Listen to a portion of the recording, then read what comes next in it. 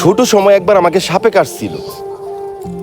আমি যখন এসএসসি পরীক্ষা দিই, তো এসএসসি পরীক্ষার সময় লেখাপড়া করতেছি ঘরের মধ্যে, হঠাৎ করে ঘর থেকে বের হয়ে বাহিরে বের হয়েছি একটু জাস্ট রেস্ট নেওয়ার জন্য। তো হঠাৎ করে আমার পায়ের মধ্যে সাপে কামড় দিছে।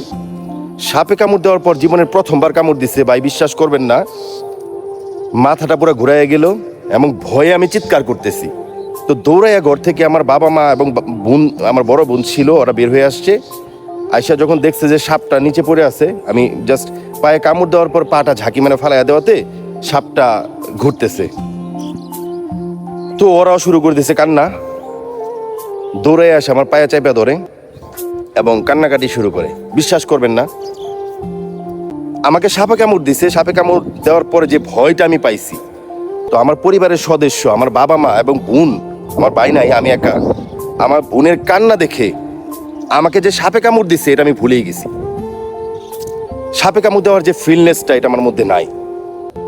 কথাটা বলার মানে হচ্ছে, আপনি যখন বিপদে পড়বেন তখনই বুঝতে পারবেন আপনার ফ্যামিলি বা আপনার আপনজনরা আপনাকে কতটা ভালোবাসে।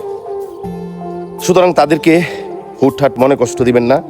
বিশেষ করে আপনার বাবা মা এবং বড় ভাই বোন যারা আছে বা ছোট বোন যারা আছে বা ছোট ভাই যারা আছে, তাদেরকে কখনোই কষ্ট দিবেন না। কারণ বিপদে পড়লে আপনার এই আপন জনগুলো আপনার সহযোগিতায় আসবে। দূরের মানুষ শুধু হাই হাই করবে, কাছের মানুষগুলোকে কষ্ট দিবেন না। এটি আপনাদের প্রতি আমার অনুরোধ।